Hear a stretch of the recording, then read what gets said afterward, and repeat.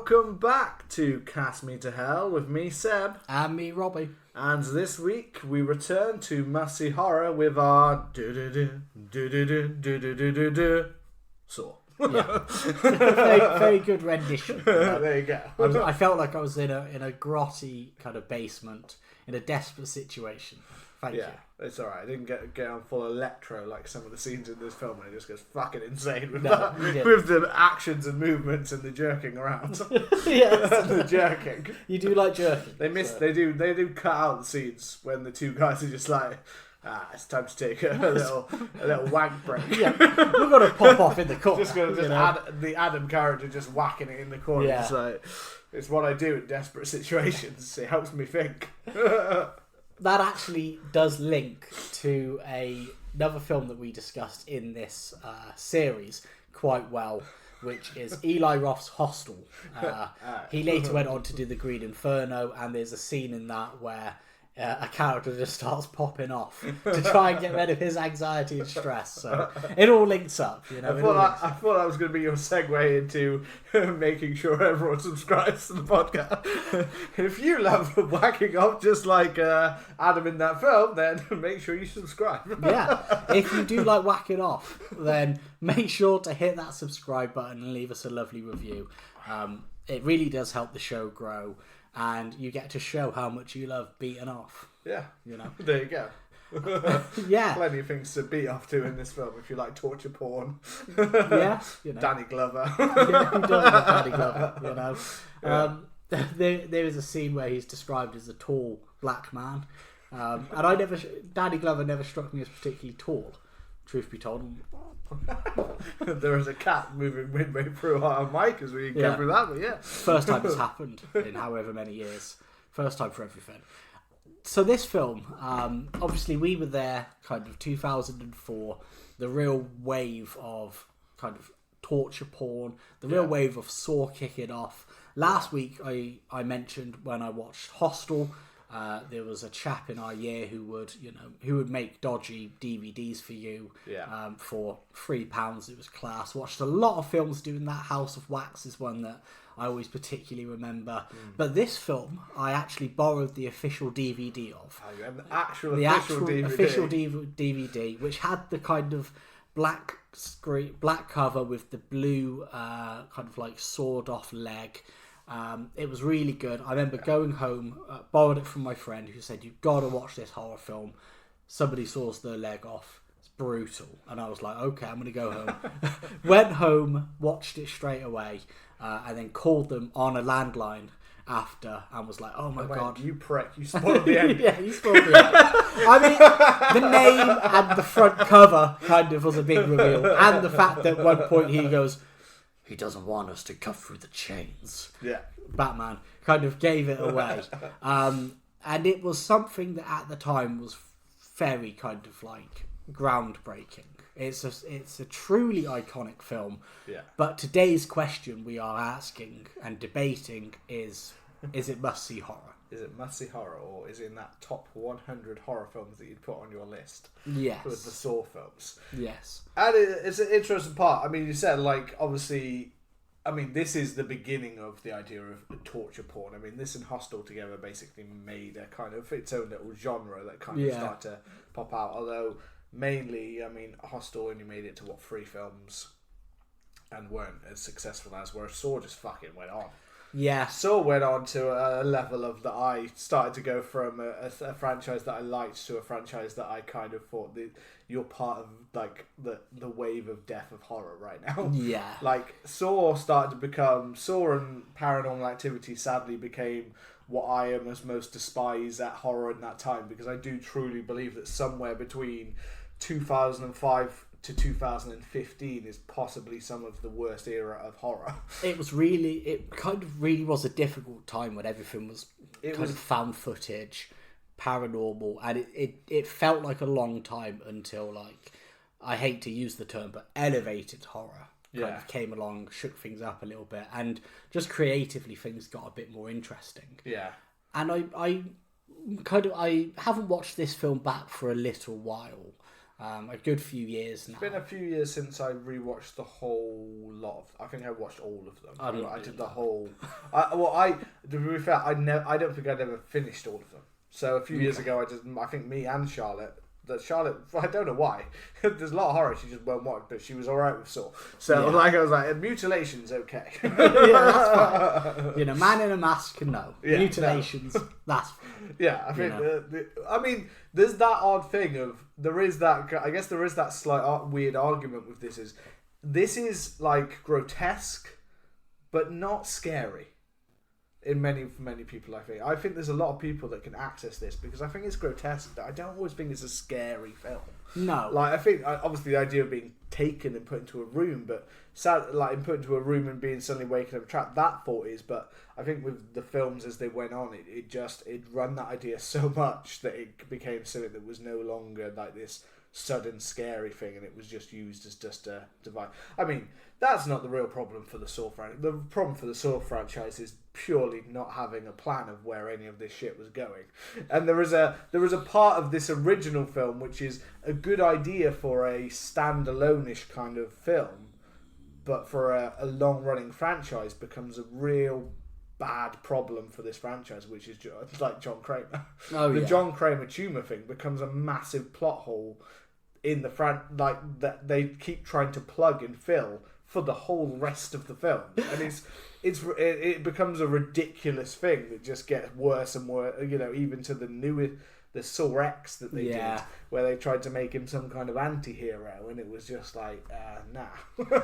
Well, I think Saw is a very interesting franchise to look at. If you look at the original trilogy, the John Kramer is alive and he only has one apprentice trilogy, I feel like it's actually quite strong. I know we've discussed this before, and I mentioned about how I like the third one. I think you felt like the wheel started to come off there. Yeah. It's when you look at as the franchise goes on and it starts to get more and more ridiculous and more kind of like, well, here's the twist, and there's always got to be some kind of twist, and this person's in on it, and this is going on, and this is the thing. There's a thing about the original trilogy, at least, that I think has something consistent, and there's also something about this. I think there's slightly a problem with me with these things. Is I think Leah Whannell is the one that wrote the first one, obviously, and had a part in the second and the third, but he had other people helping with that. I think having someone who I think is a fairly good screenwriter, and a fairly good director in parts, help kind of tighten this. Although on reflection of rewatching it, there are parts of this that obviously haven't aged that well. And James Wan's first, one of his first, obviously made directorial parts with Saw. There were parts of this that I didn't expect to have this reaction watching it. But when I got home from work the other day, I started watching it, and I sat down and I started watching the film, and it got to some of the scenes, and I don't know why, but I ended up turning it off because the erraticness of those early scenes when they show the Saw things and it's running down time, and you've got these mad lights and these huge screaming and shouting and the scenes that I'm obviously on about of those ones. I don't know why, but it just went fucking hell, I don't know why, but for me this is too much in my head. That's really interesting. My brain just went, nah, I don't want. I'm not watching this right now. My brain just couldn't. I couldn't process it. It was just too much in my brain. There was something weird that made it both felt very aged, that part of it, and those parts. It's not the general part of it. I've got something with this film where I always think this is a really great concept and a really good idea. And for the most part, there's a lot of good stuff in here. And then for me, I always just think it's a good idea that is not as well executed as it could have been. I think that this is a film that could have been another level of if you had maybe at the time, if it hadn't been a new director, and that's not against James Wan. James Wan's made some good films, but he was an early director at this point. And I just look at this as I feel there's inspiration of Seven in there somewhere with this 100%. And I always feel and I just always look at this film and go if there was someone who could have just reined a little parts of this in a little bit, like David Fincher, for instance. Like, this would be like seen more as like a 7. But over time, and because of the sequels of the Saw franchise, it's become like diminished. The diminishing returns affected the look of the original, where now I've looked at this one, and from what I can remember of the second one, my brain's now thinking that actually the second one might be a better film. I definitely feel but like I haven't that as seen well. the second one recently enough to be like, that's definitely true. But I feel like from what I remember of the second one, it kind of got the idea of how to make it more of like a fun horror film. And like a fun challenge, and it got the idea of the traps more, and it made the traps more fun and stuff like that. Whereas this one is somewhere stuck between trying to be that thriller like 7 and trying to be that like torture porn, grungy kind of like horror film. And there are points of this which that I really like, and then there are parts of this where I think like it just no longer feels quite like it sticks the landing on some of those parts for me. I agree, and I'll be interested to see what parts you felt them. For me, just to kind of skim over some of the stuff that I had difficulties with, and watching it back kind of struck me as something I didn't quite pick up. I didn't have any problems with the visuals of the classic Saw traps. You know, the guy crawling through barbed wire, the guy with the candle and he's covered in the flammable liquid. I didn't have any problems with that. What I more had problems with was how erratic those flashbacks felt.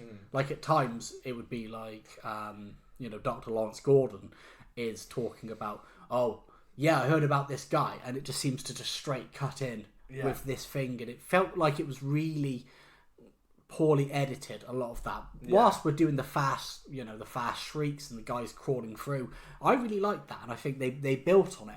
But that was one thing that struck me. Another thing was when it was outside of the main basement that they're in, which does look kind of like grotty, does look pretty horrible. It really struck me, and I had to go away and look at the budget, and it only had a $1.2 million.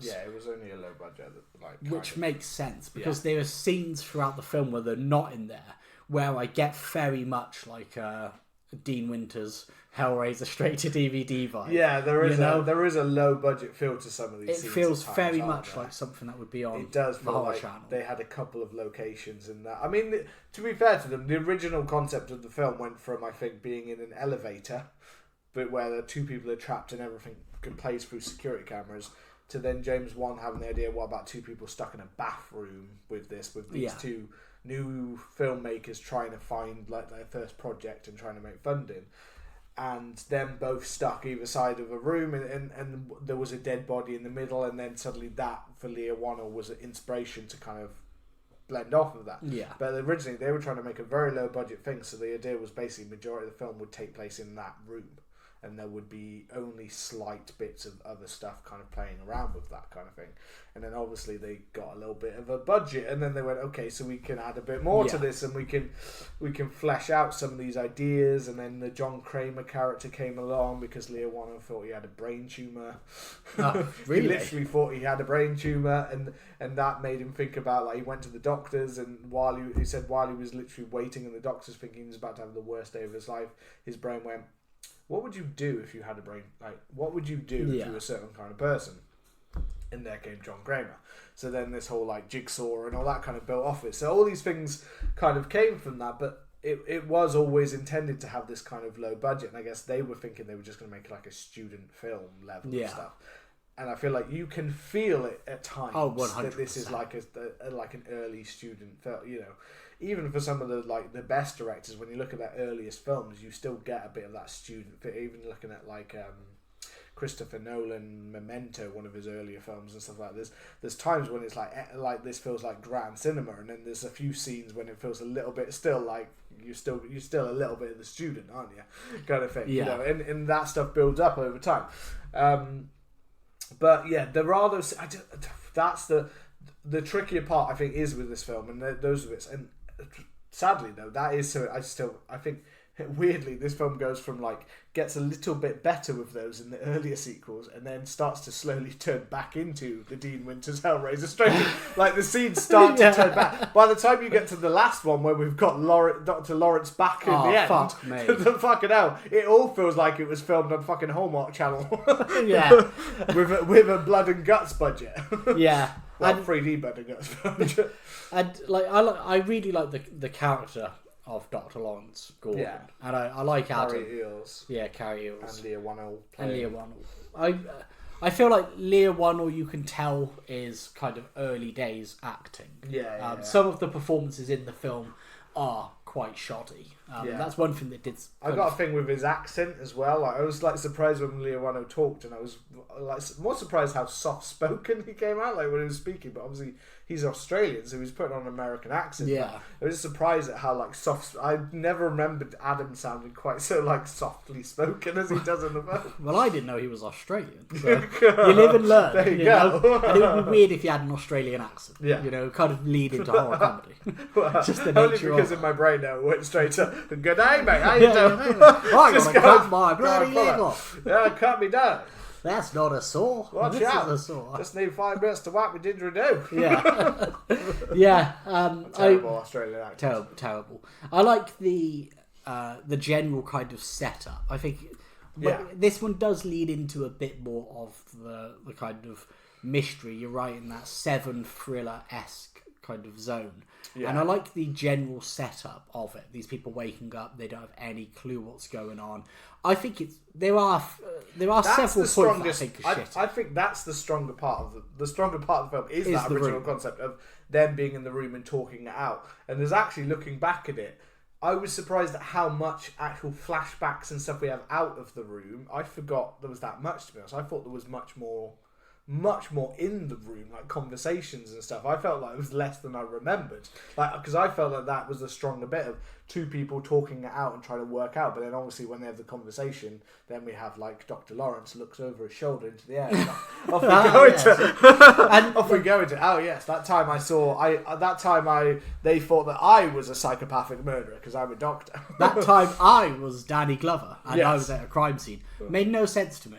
Like, how do you know about this? Yeah. Because you're telling a story like that. Yeah. And you're telling it's a real. It's not a well-used story device there. No, like, I'm Dr. Locke, and I'm going to be part of this story, but I'm not going to be part of the story for about 5 minutes until we've got past the part about Danny Glover, who obviously sat down like a wise old black man, yes, and retold me his tale throughout the day before he walked into the room. Yeah, because that's how I know this. I like Danny Glover in this film. I think like Danny Glover fucks anyway. I mean, Danny Glover is. It's just like Danny Glover's normally brought in the sequel. Yeah, he's normally brought in the sequel one day from the time. Yeah. You know? But I mean, fucking hell, he's got no chance. He killed a predator. So, but no, I like the cop part of it. I like the Danny Glover, like their investigation part of it, and I like him kind of being so fixated on it being Dr. Gordon that he does get like thrown off and his partner dying.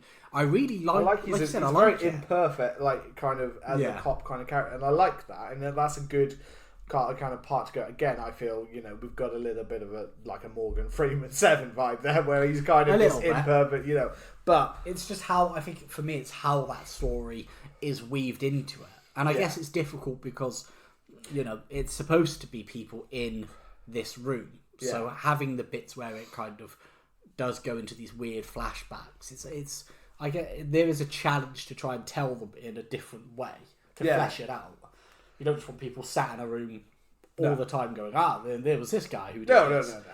But there are, but at the same time, there are films that play out like that are quite masterfully done to make it kind of compelling and stuff like that. But there is an element that needs to be out of the room. I think it's more, although I like the Dr. Lawrence character in terms of like when he's in the room with him, I think some of the stuff is more like the family stuff and stuff like that that's the scenes that I feel very kind of like lower budget at times.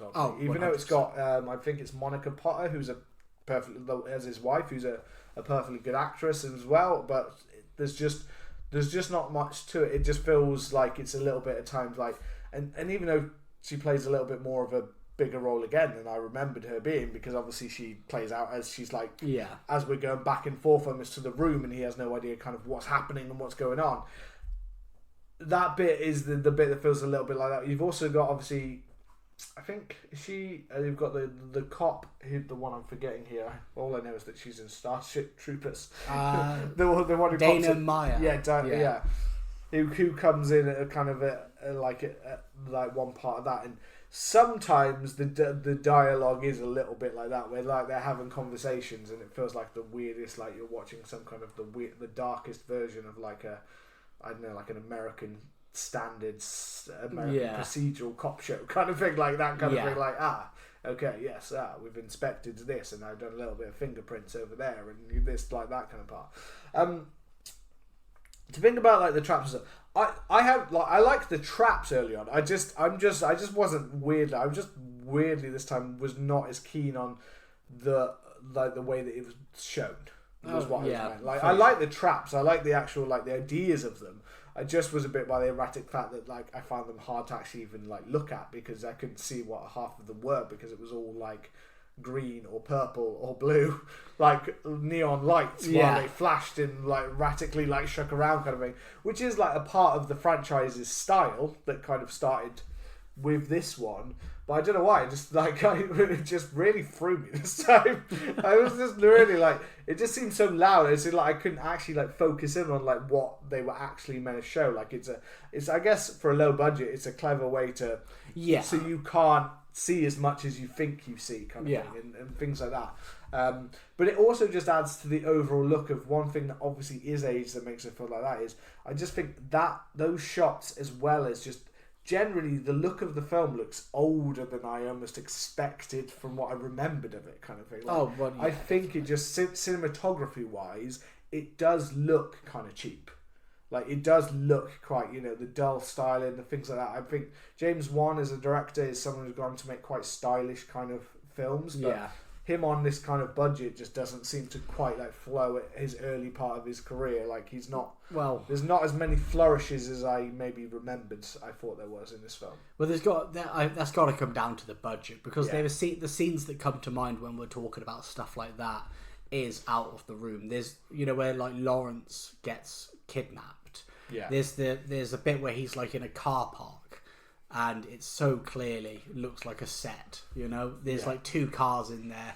It looks really small, really kind of like not lit like an actual car park would be. No budget to light outside. No budget to light it outside. Like you can be like, it's just got a roof. Yeah. And then there's the bit where he goes into the hotel room with the woman who he's not having an affair with, whatever's going on there. And it looks like very, very cheap.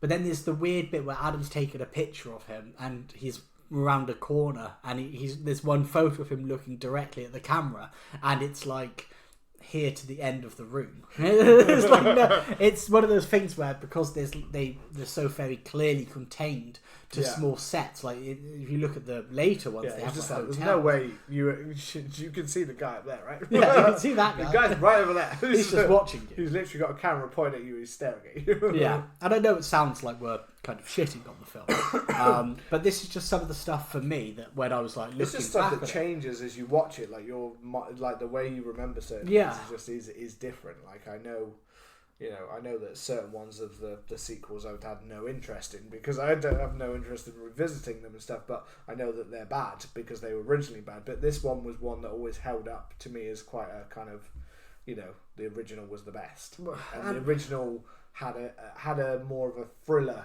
style to it, and it felt more like, and oddly looking back at this one more now, it does feel a little bit more like, the cheaper horror than maybe I remembered it being, more pristine thriller kind of. I remembered more of a Seven-y kind of thing, and having seen Seven more recently kind of thing, that one, like, it's just not quite as close to that as I remember. Yeah, maybe that's... We do have the terrible, what was it, Spiral from the Book of Saw, where they tried to really go Seven with it. And Chris Rock just fucking, oh my god. all I remember is being really high whilst watching that. And there was a scene where Samuel Jackson is like strung up like a puppet, and I was creasing. But yeah, I really like the kind of the general tension of the story between Adam and Lawrence, where Adam, his sole thing is to survive, and Gordon has to kill him by like 6 o'clock. Yeah. And there's this weird dynamic where they're trying to work together to escape, but they're always there's that adversarial like relationship between them. They're concealing stuff from each other. They don't really trust each other. I like the way it also uses the audience as a kind of way to be like the audience is in on information, obviously, that they're not in on, which kind of makes the audience question, when's this going to come up? When you're going to notice the picture that he's hidden. Yeah, that you keep very not well looking like times, like looking at it like in that little like what is it like the little sink bit off into that. I was like, I can see, you could see that. I can see you looking at Lawrence would be like. Well, what's that fucking picture? You told me my wife's picture. Yeah. You got a picture and you just had my wallet, and now I can see you doing a little side You're look. Beat it off. Are you whacking off to my... Yeah, you pop it off. So like those bits, or obviously like at the very beginning, you see the water drain and you see a key go down the hole at the very start of the entire film. I hate that. You see that? What, you don't like the fact that you can see it? I hate it because I hate it for a couple of reasons. One is that for me, I don't know how much sense it makes that he wakes up in the bath because he's been unconscious for a period of time. It's not like he hits the bath and he wakes up. We have to assume that like the staging takes some time. Yeah. Because imagine if he woke up and he sees fucking Jigsaw in his underwear, like lying down. You'd be like, what the fuck are you doing? So you have to stage it. So one, I don't like the fact that you got John Kramer lying on the ground in the middle of the thing, and all you can hear is like, right, I've perfectly set this up. Now I really can't move because all of this is set. This makes me look like I'm dead. Is that guy drowning? Fuck! Is that guy drowning? Oh, he's drowning. I've got to find another guy. Got to find another guy. So now we've just got a guy that wakes up and sees a dead guy in a bathtub and a dead guy on the floor and nothing to fucking go with it. Fucked. Yeah. And also, and the second is, given, and I don't know whether this is because of what we know about Jigsaw, like he's not supposed to rig the games, you know, he's not supposed to do that. But it feels like, well... But I guess that's looking back at the franchise. The rules we know after this. But even in this... Yeah. So let's say Adam doesn't throw the key away, and the key has the light on it, and he sees it, and he undoes himself, and he walks away before Gordon wakes up, then the game's over. I mean, the one thing with the key that I was like thinking at the start of this, I was like, right, it's down the drain, but there's nothing... Where's the... There's not really much that then gets put there later to be like, definitely like go and check that drain for that key. You know, it's not a big, like it's there the whole time, but it doesn't feel like it's a main part of their little mystery between the two of them. So therefore, it's just so at the end to try and throw in his face kind of thing. Yeah, but it just goes, you know. Yeah. So it generally feels unfair straight off the bat. You know? Yeah. Like Adam's got no chance. Like Adam's fucked. Yeah. You know. So yeah, and I just don't. As a twist, I kind of feel like it's a bit of a lazy one, to be honest. But that's my problems. What, with the key part of it, or the twist at the Kramer twist at the end?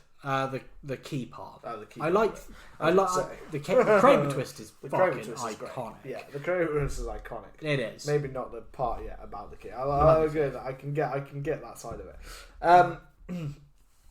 Yeah, so it has. Obviously, I love the way that these two play off of each other. I love the way, you know, you've got one that's on this timeline to kind of make them, you know, do something. You've got this long until you're going to have to kill someone. You've got the other one that is, like, Adam is keeping information from him because obviously he's seen it on the back of the thing about his wife and stuff like that. And that's also how he starts to figure things out, like the X on the wall, which then reveals more information, you know. So I really love those little parts of it when they're trying to play basically your escape room. You know, when they're trying to like figure out what to do in the room. Although I remember getting it to the bit when, you know, because obviously he breaks through the thing and then with the saws and stuff like that, they get to that bit and to chain it off. But that happened sooner than I remember getting the whole about like, oh, we're not going to be able to get through the chain. Like that part saying that happened earlier I thought that happened way later. No, I always remember it happening early because it plants the seed in your mind of like that's there for the desperation. It's there if they get that desperate. Yeah. Because otherwise, if they just bring it out straight away, you're kind of like... No, that's why I thought it came out later. Like, we're really desperate now, and then here's this, and fuck, we're going to have to do this. And obviously it's more like they got to build their mind up to the idea of that. But Lawrence seems to get to that conclusion quickly that, this is what they want us to do. I think you would, you know? Yeah. The thing that I don't like is when he says, like, everything in this room has been, like, prepared for it. Because I go for the rusty shit, you know? Instead of going for, like, the brand new chains. But that's just me. I remember back when my friend who told me about this, he was like, oh, the whole room is coated in this material so that they can't saw through anything. And I don't think that ever happened. No. I think I spent like 10 years under the feeling of like, oh yeah, everything in that room is like covered with this material so they can't saw through the pipes. And then like the last time before this time I watched it, he's just like, everything in this room's been accounted for. But never mentions any like special material. This whole year I was like, this 10, 20 years I was like, oh, you just try some of the other pipes. Well, you can't because of the material. This strange material he's covered in everything. This specialist material that makes everything look like exactly the same. But there's no residue. You just can't there's saw no through chance it. you just can't saw through that pipe that's behind you. No. No, definitely not, man. I just had that in my mind for 20 years or something. You just believe that forever. Straight off the bat. Just, well, yeah, that's true. That's it. That's something they saw. Someone told me that. It's got to be true. Cover myself in it. And I'll just cover myself in it. John Kramer's covered in it, so they can't saw through his body on the ground. Through his body, no. When they get hungry, they can't saw off his body and start eating it. What have they got there? What if they got to that point? Well, that, like, Laura's just like, I'm fucking starving. Just fucking saw it. And while John Kramer's there, like, I guess would start to wake his body up and then go, fuck! Within the first, 5 minutes, they're like, alright, we need a corner where we whack off, we shit, and then after that's our food source. That's our food. Cut that up. Let's get him now. We're going to make a little fire in the middle, we're going to eat that. Yeah. You know, let's start with the legs. Think how differently that ending plays out. If instead of him getting off the ground in that slow motion, he puts his hand on the ground and then slowly rolls over because his legs are gone. Legs are gone. They've eaten like that. They've eaten his arms. or like within the first minute, somebody's like, "Well, I'm just going to bum it." Drags him over. You know, how different that would be. I mean, there you go. See, they completely. Sadly, by what was sadly it? They missed it. In Scary Movie 4, I think they did Saw. Sadly, by that point, the Wayans were gone. There was no Gay Ray. Yeah, that would be a move for Gay Ray. That would have been a joke right there. I love the introduction of Amanda. Yeah, I really like that trap. The reverse bear trap did become extremely iconic.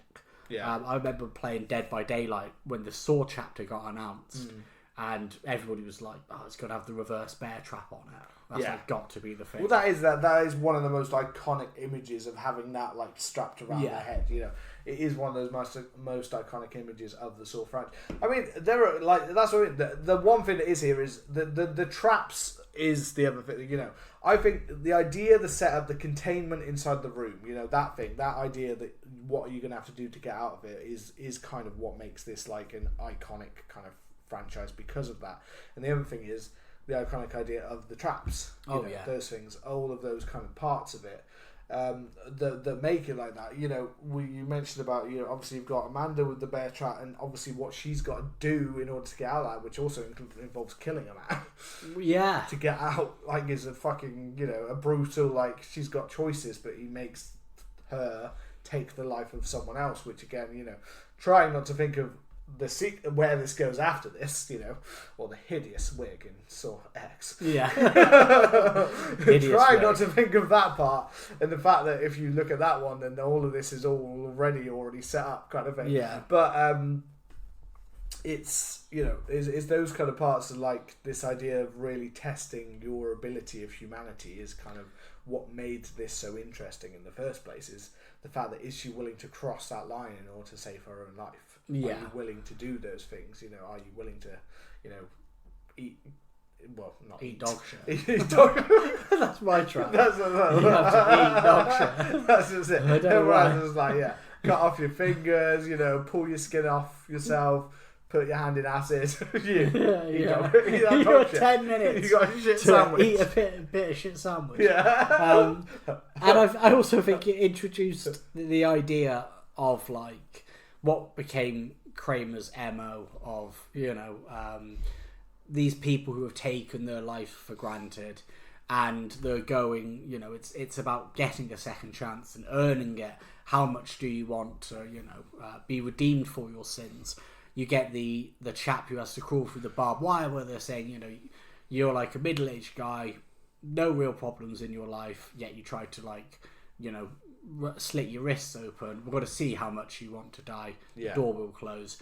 You've burnt people with your lies because I think he's been like claiming, disability and scamming people. So now you've got to do it. And obviously she's a heroin addict, and it's about, you've got this life and you do this self-harm. So, what do you want to happen? Take a life, You've got to take a life. And I feel like that is a really interesting motive. It is a little bit Seven-ish in terms of like John Doe's kind of his, the sins and punishing them for. But it's that interesting idea of just, this twisted kind of version of justice. Of what it is, like the system is broken, therefore I have to do it myself kind of thing. But the standard way of, punishing someone, putting them in prison to just let them have a life where they still get their life is not. They need to truly suffer in order to change kind of things like that, It is that deeper concept that does make it interesting. And I feel like for that original trilogy, that's actually like relatively strong. I can't really remember the second one too much, but I think all of those people are like criminals. They've all been in for something, and the crimes are supposed to fit their punishments and their trials.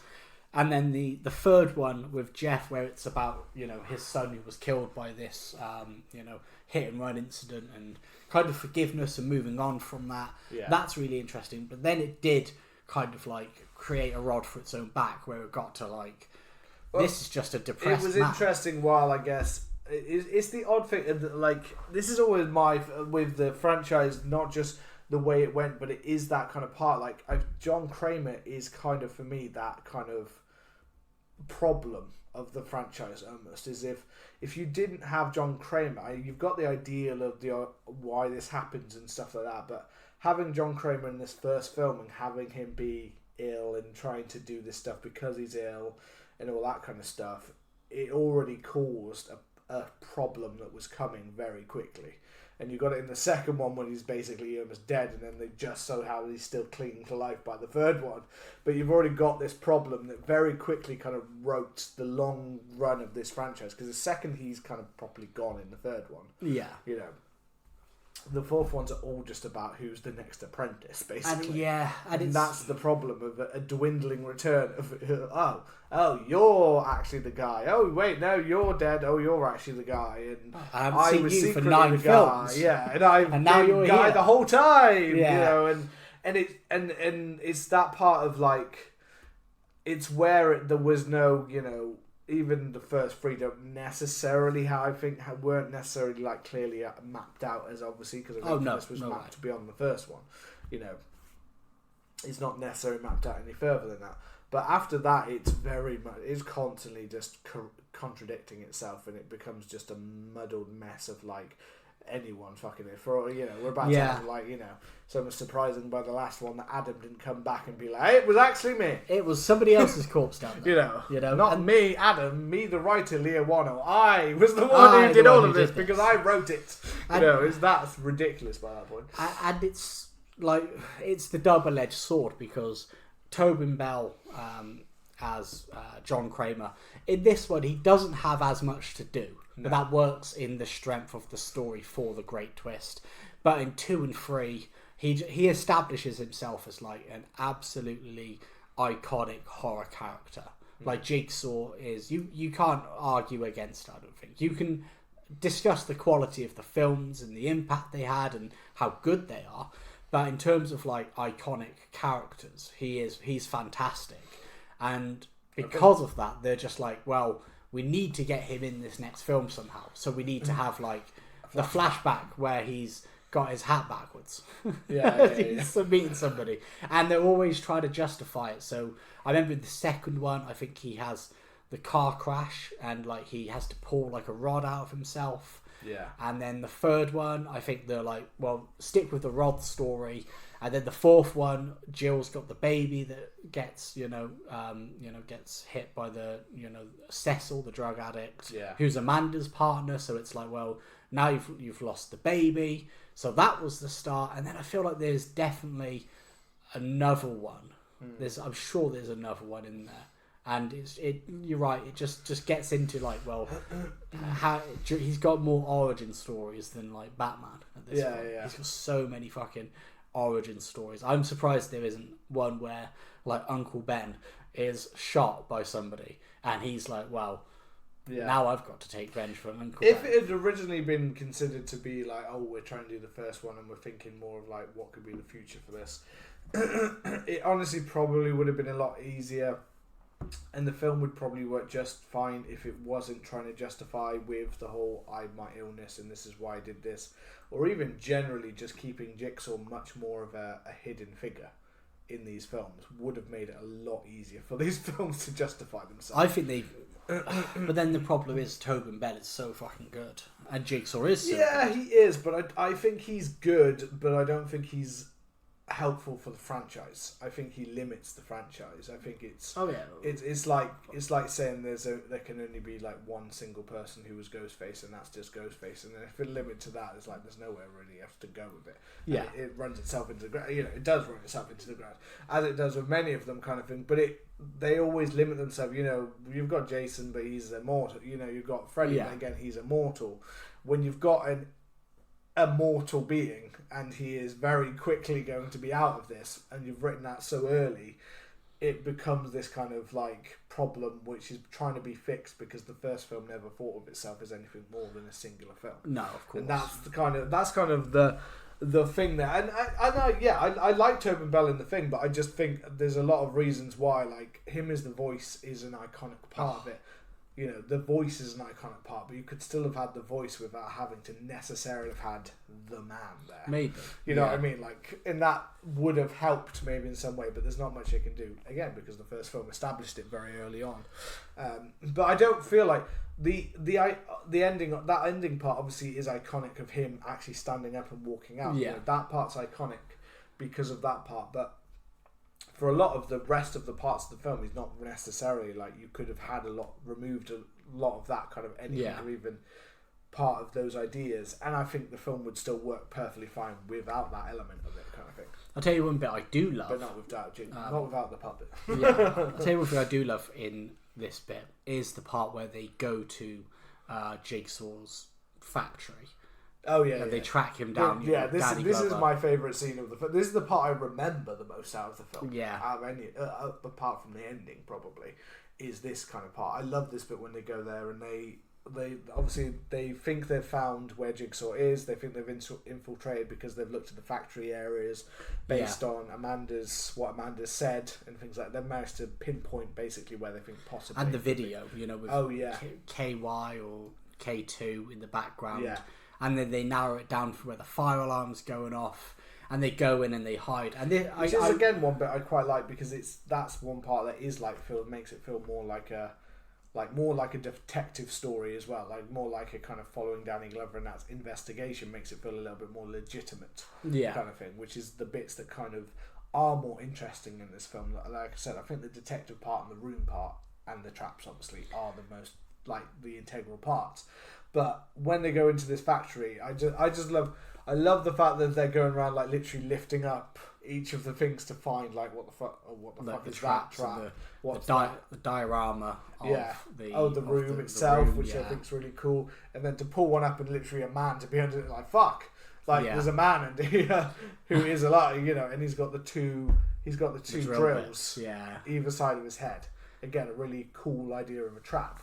Starts going off. It's also, this is kind of when the traps do feel relatively realistic and a bit grungy. They don't become like massive pendulums, and No. like really high tech stuff. Oh yeah, you know? stuff that's like, how the fuck did you build that? Yeah, how did anyone How build did that? anyone, like, if you got a whole fucking construction team in there to build that? Yeah. Like, this is a chair basically where it's had true drills, and it looks still like a bit of wood attached to a drill bit that's through there with a bit of a mechanical bit to move forward. You're like, yes, someone could make that in their basement. You know what I mean? Yeah. Like, someone can make that, so that will slowly move forward. Yeah, that's not that delicate like engineering, really.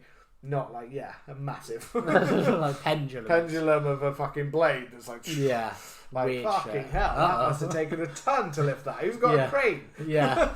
So I feel like it's good, and then we get the scene where I really like the the signalling of who Jigsaw is. I really like the foreshadowing of that. We see him like hobble in, and we see him kind of already a bit worse for wear, but he's obviously hidden under his satin sexual robe. Iconic. You know why he's like, well, I'm gonna I gotta have a satin robe. Yes. I'm dying of a tumour, and I'm here to get revenge on all those people. I want something nice. I want to go out nice. Skin, I want to go some beautiful, give me a bit of swagger, like that. I like being a Sith Lord. Yeah, I like being a Sith Lord. I've got it colour coordinated. And I really like where he does the hidden, Assassin's Creed execution on Danny Glover. Straight away, when anyone's like, well, actually, Jigsaw never killed anyone. You're like, fucking tries to kill. Yeah, he would have killed Danny. Bang! Tries to kill Danny Glover, and then sets the trap for Detective Singh, where that is fucking incredible. This is like a proper in this film. The first film, I think, is like an iconic death. This fucking shotgun to the head, so good. Which I always thought actually so. Obviously, like, he's chasing Jigsaw down there. Danny Glover's throat's been slit, but he's still fucking Danny Glover. He's still going. Yeah, he's going. He's fucking like he fought a predator. Yeah, exactly. So he can take a blade across the throat. Yeah, but he is like going after, like, still following him down the hole kind of thing. But as he just gets around the trap to turn like basically a corner, and then right above is a fucking trap to blast us. But it's, it makes it look when it goes off like his head literally just goes. Like fully, because you don't actually fully see that, but it makes it look like his head goes like bang. Yeah. But then the next shot you see of him is just like a hole in the back of his skull, and then the back of his skull is blown out, drop to his knees, and the blood pouring down. Yeah. So that's what I mean. Like, it makes it look like, because you just see the basically from the neck down, blood pooling down. It makes it look like his whole head's just gone boom, which is what I always thought it was, that his whole head had just been demolished. But I mean, it mainly has, because there's a massive hole through the back of his head. I assume his face is fucking gone. Yeah. So. But that's the great thing about this film, is it doesn't show you as much as you think. Texas Chainsaw, with the foot sawing, you seem to remember it being like really visceral. Every single every kind of saw going in. But no, you see bits, and you actually see his reaction of putting the his reaction and Adam's reaction. So it's all of that kind of stuff, which is kind of like really masterfully done. Yeah, that part is very well. I think also that it does have the one thing is this first time, and again that's something that kind of I guess goes away of time of having seen the film lots of times and know the film lots of time kind of thing is like I remember the first time I watched this film. That, like, for instance, that shotgun bat, I was like, fuck. Yeah. Like, I didn't see that coming at all. So, like, including, I guess, Danny Glover's throat being slashed and shit like that, and being like, who the fuck's going to stop the guy with the drills going towards his brain? Yeah. Like, fuck. Like, no one's doing it. Because I remember thinking of that scene when the cop is there, like, trying to figure out how to get the key into the thing, and I was just like, you got a fucking gun and a shotgun. Blow the man's head off. I was going to say blow the drill bits off, but blow his head off. I was just looking at him like when he's messing with the keys the whole time. I was just like, when's someone going to, fucking... That's wood. the majority of the thing is like wood. Fucking break that. Don't fucking open the fucking key like an animal, or just stop the fucking drills. I don't know. Stick something on the end of it that's nice and soft. That will just just massage his brain instead of slowly massage into his brain. He's just dying. He dies even slower. and then they're trying to shoot him, but they're not killing him. But then he does pull out his gun, like, finally, and then he like shoots the two drill bits, and apparently they're made of adamantium because they don't do shit.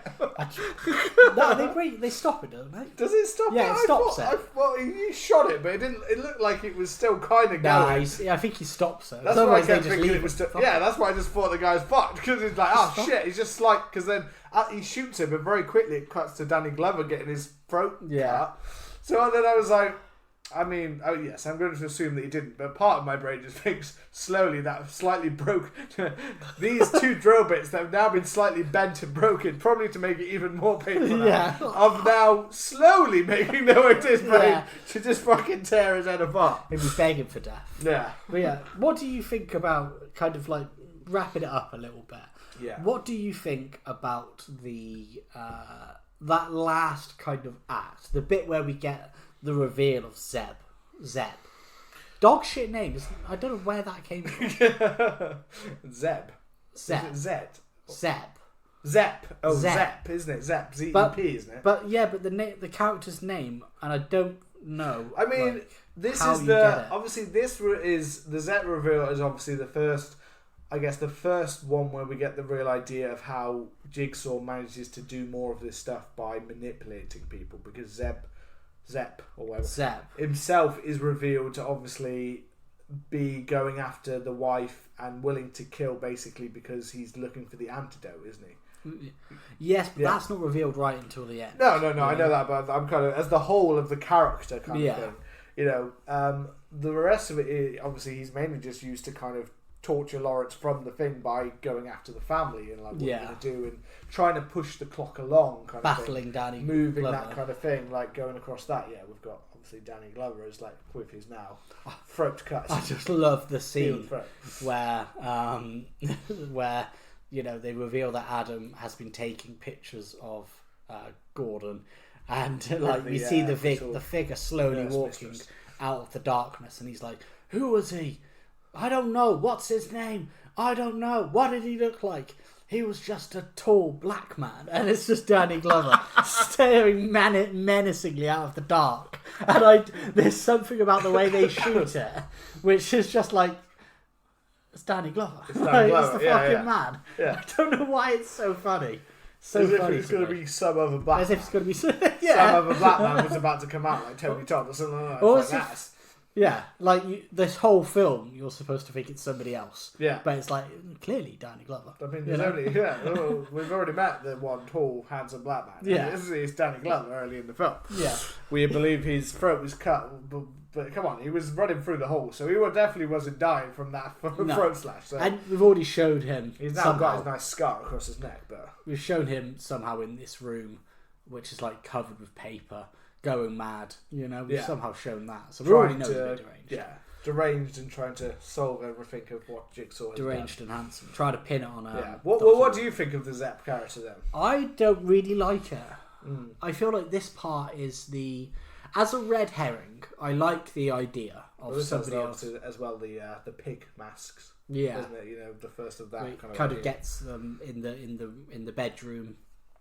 I mean, I kind of like the bit with. I like the bits leading up to it with the daughter with the something in the cupboard. You know, with the wife kind of like as Lawrence is gone, kind of thing, like as if there's a noise and the daughter starts screaming and it goes after that. Like, I like the build up to that kind of part, but then the actual whole like keeping keeping them hostage while they kind of try to push these two people in the room. That bit, that's the part that didn't work as much for me, was like as if you needed something else to push it on. I feel like there was enough kind of tension building from what could have been in the room if they'd built up. If they're just, again, I think that's one of the elements where I think you could have got plenty out of just sticking with how these two characters are starting to get in each other's heads. But by this point in the film, I feel like we've cut away from that quite a lot. And we've gone a lot to these flashbacks or a lot to what's happening with the family. Yeah. Instead of dealing with Adam and Lawrence just actually, getting at each other a little bit more in the room and maybe having something else in the room that sparks this kind of, or showing her. Like they said, the original idea obviously was part of it was going to be through security cameras and stuff like that. Like it could have been more interesting if they actually had something in the room that suddenly flashed on to show. Well, yeah. Well, in a way, the reason why Seb works is because it adds the time pressure and it adds the risk to Gordon's family, which ultimately leads him to sawing the leg off and shooting Adam. Going to protect, so I understand the work of it. I just kind of, I don't know, I always feel like and this may be because it's a retrospective thing, after having watched all the others, I'm always like, why this fucking random guy? And I googled it, and they were saying like, oh, because because he was an orderly at the hospital, and he was jealous of all of the other people, all of the doctors and nurses, but he wasn't doing anything to make him to kind of like improve his life. But that's never mentioned in the film. Yeah. And for me, that's the motivation of like, well, why Seb? I understand kind of Dr. Gordon a little bit, because maybe he's taking his life for granted. He's got like a wife and he's got a kid, but he's having this affair, and he's not really too, for a doctor, he doesn't have great skills with the patients. So I can maybe Adam does stuff to other people. Adam, the way he takes pictures, but he doesn't think the effect it has on others. Yeah, he doesn't think of the effect it has on others. But Seb, like, what? Like, imagine bonding with some cancer patient that you work with, or bonding with somebody that you work with, and then they're like, "Oh yeah, I've injected you with some serum, and unless you do what I want, you're gonna die." It just, I feel like I don't. I feel that's a part of those, but I guess it's. I guess but I don't know. I think it works in the context of the first film. I think it doesn't if you look at it as a franchise. And that's where I'm from. I think that's like, I think I see what you mean. Like, I think him taking hostage of someone and using them for his own ill gain, from what we know of Jigsaw at this point, I think is perfectly okay. I think that's okay. A personal point. I think that's it. I think if you look at it back, like once you know about Amanda and all the other ones that come with them, and all of these different, maybe slightly more complex reasons as to why he's taken all these people or put them through torture things and stuff like that. Yeah. I think looking back at it, it suddenly seems a bit like, oh, what? Like, why was that? Why is it that person kind of thing? In this case, it just seems more like he's taken someone in the hospital who either he's kind of taken a shine to, or who he sees is wasting his life, and he's trying to bring. This is like his first little person that he can start to bring fulfillment. Although this isn't the first one, is it? Because it's obviously this is a part of a string of murders already. This is already a case kind of several murders that have happened. But no, I'd like I haven't got a problem with that one so much. I've got one part that I wish they'd stuck more to the actual, like, the drama, creating a conflict and focusing that. Which again, I guess, as you said with like the acting and stuff like that, if this film was made again, like if it had been made and maybe had been given like a little bit more of a budget, or maybe someone who was a little bit more experienced director, if you had like, just imagine what it would be if you had like two kind of a little bit more established not Carl Ewells, who is established, but if you had two who could play off of each other in this room,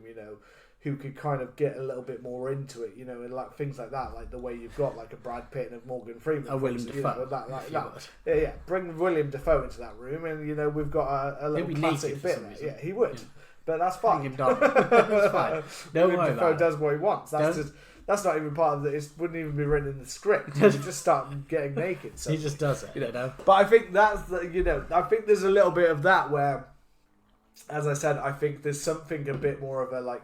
There are the elements here where almost part of me kind of wants them to scrap all of the Saw franchise and remake it, restart, go back. I know you can't remake the original in the same way, kind of thing, but come us back to that concept of two people in a room, and play more into that and play into the traps and stuff like. Yes, that's fine, but I feel like there's a really good thing in the Saw franchise. I just feel like.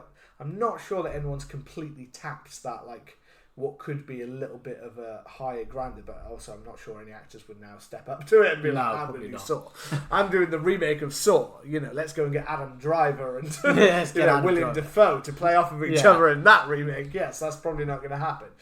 Timothy Chalamet. Timothy Chalamet is going to go up, it's going to go up against each other in this classic bout of Saw.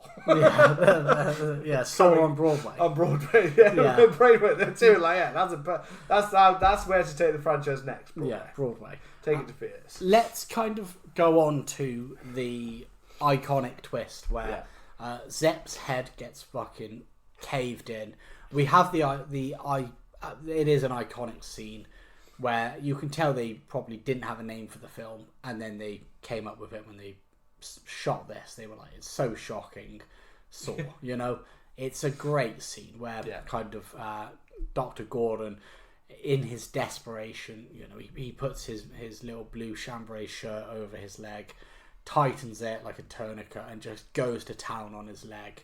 And you see like the first kind of like incisions as it's going in and the blood pooling out, and then it cuts away to his reaction, to Adam's reaction, and it is masterfully done.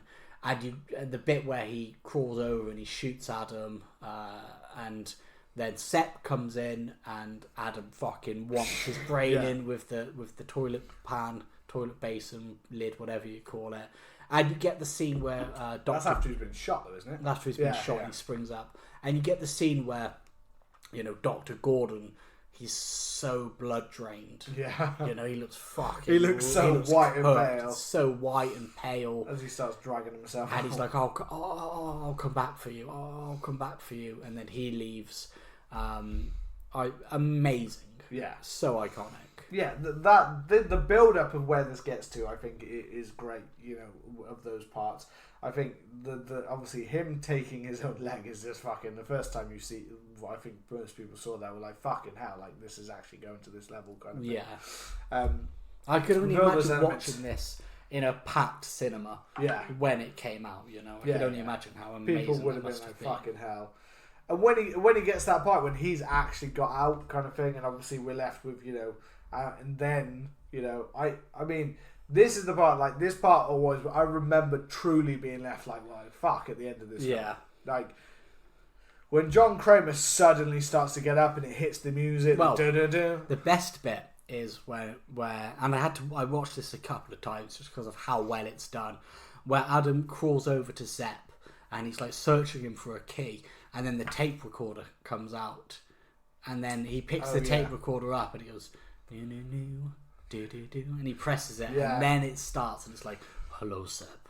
And that's where you're like, fuck. And that's the obviously that is the iconic ending that's been followed, obviously, across the franchise, of having that final kind of, here's that final message for you. The final tape, and it's so good. Where it, you know, you kind of listen to it, and you get the shots of kind of going back, and then as he kind of, you know, as Adam kind of like crawls over, John Kramer pulls himself up off the ground and he tears like the prosthetics off his head, and then kind of hobbles over to the door, and we get like the flashbacks of being like, his name's John, he's a really interesting guy, and all of that. And I loved like the foreshadowing, such as, like, you know, Dr. Gordon's pen, you know, he would have taken it whilst he was at the hospital. Where he's so ill when you see him in the hideout. That the one that I only spotted after a couple of watches is when, in the scene where Dr. Gordon is kind of talking to the medical students, and you get the shot of John, you can see the reverse bear trap on one of his notes, you know? Oh, well, that's cool. It's really cool. You can just see it there, and it's before it's been revealed, I think. So that's really good. And then he kind of like goes over and he goes, game over. Yeah. Slabs it. It's so good. I love that. So like, incredible. It is like, I definitely remember the first time I watched this. I think I watched it at my dad's on like DVD or something like that. I remember the first time I watched it, and it got to that point, and when it just goes the game over, slams the door, black, cuts to black, and we get the screaming of Adam shouting and screaming, which just makes it worse. The fact that that's the end credit of, basically, we just get a prolonged screaming and shouting of that's it. And obviously we get to see in like one of the sequels, you get to see basically his corpse that's just still there. Yeah, the second one, isn't it? And I think in the second one, I know we see him and Sepp, and then I feel like they do a flash of it in 3, and then there's one, like, I don't know if it's the exact last one or one of the later ones where you see it again, and it's just fucking horrid to think of him being in there all that time. And just stuck and die. That's just how he dies. He just dies left in the room. Like, it's fucking so horrid. Yeah, but it's such an effective ending. It's So like good. it's both the weird mix of like a Rocky montage pumping you up, like when the music kicks in and that bit, and then like having one of those sudden like, and then like something like I don't know, like the gut punch of like The Mist or something like that at the end. It's like that weird mix of the two things. Of like, there's a part of it like, here comes fucking music, and you're like, hey, you're getting fucking hard. I'm getting hard. I'd start whacking. And then you're just left with this fucking like deep like, oh shit, okay, that weirdly pumped me up, and now I feel a bit empty inside because fuck, that dude is fucked and screaming at me, and you're just left with the ideas of what the death would be like more than ever actually seeing a death. And it lingers. You know, you think about it, you're like, and it sticks and goes. He's been there for days. You know? It is. It's iconic. It is iconic, and that's the thing. It has many kind of really, truly iconic like ideas in the film. So I guess that leads us to the big old question. I thought this before, and it's so weird because we had to look back at this because obviously we did Saw X, and I think the plan was for us to do Saw, the original film. I feel like it was. And it just never happened. My brain is still thinking that we did this and we're just repeating episodes. Someone out there's going to be like, you already did this film, right? And you said the exact opposite stuff. You hated it when you first listened to it. Shit, and you thought it was crap. You loved how low budget it was, but you hated the bits in the room. You just did a complete 180. You know, you contradict yourself all the time. I had to check as well because I was like, I feel like we've definitely spoken about Saw before.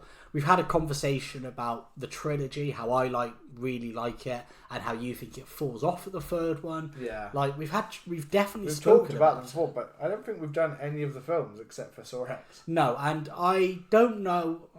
After our Final Destination retrospective, I don't know if I've got it in me to watch 12 Saw films. Yeah, and that threw us off for getting it for doing those. For even the bigger franchise, I think that threw us off. There was a point when we were going to do things like Scream and Nightmare, and we can do this for all of them, and then it suddenly went, fucking hell, that was... And we may have chose one that's a little bit too samey to start with. Like, maybe. I mean, actually, no, sorry, that wasn't our first retrospective. Our first one was Halloween. That was in 2 episodes. And that was it. That was in one night. Yeah, and that was okay. We did that in one That was like night. a 5-hour recording session. But I also feel like that was 2 episodes, so we got that done, whereas this was like protracted. And also, I am always thinking about our listeners. Yeah. And I'm thinking there's got to be 11 Saw films by now. People will just unsubscribe. Like, I don't want to listen to that. I think honestly, like within the podcast in my mind, and the amount of films that we're even in this must-see horror list, we're still only like, well, you said halfway. We're like, I think we've got 40. This is our 43rd, I believe. Yeah, so we're still not even halfway. Not even halfway. So and this is the only Saw film on that list. So the chances that we're going to see Saw 3D in our future is very unlikely. We might do Saw 2, or maybe even Saw 3. But I think that's probably about a tapping out of where we're going. You're never going to see probably from us Spiral, the Book of Saw. No. Or or any of the other ones that came along kind of thing. Like the fact we did Saw X is purely because it was a new film. Yeah, basically. That's the only reason we did it at that point kind of thing. Yeah. And that's the only reason we might, if Saw 11, 12, whatever the fuck it is, actually finally makes it into the world, then I'm sure maybe we might review that then. But we'll cross that bridge when we get to it. Yeah. I will hand to you to say whether you think this is must-see horror. I think there are too many iconic things in the film to not say that it would be a must-see horror. I think it is the first one, although yes, there's a bit of Seven in there and a bit of a few other kind of films that have been jingle like to mesh this film together to be what it is. It still was something very like original at the time. It has some very iconic moments and scenes, not just the iconic ending, but the iconic use of ideas of traps, these different styles of death. As you said, kind of not on my list of iconic kind of horror characters, but someone who became an iconic for many people is an iconic, horror character, and not just him, but also, the puppet and the scenery and the sets and things like that. And this one's got some really good elements in terms of the detective part of the story. I think is one of the stronger across the franchise of actually having something that, parts I think that could have been delved a little bit stronger. I really like just the idea of just having two people stuck in one trap and just stuck in that again. And I really like those parts and wish it'd be more. It has some student filmy elements and it has some bits that are, you know, at times some dialogue and stuff like that I think brings it down. And I think, you know, for a franchise we've already talked about, there are things in this first film sadly that corner the rest of the franchise a little bit, or kind of make you question parts of this film retrospectively.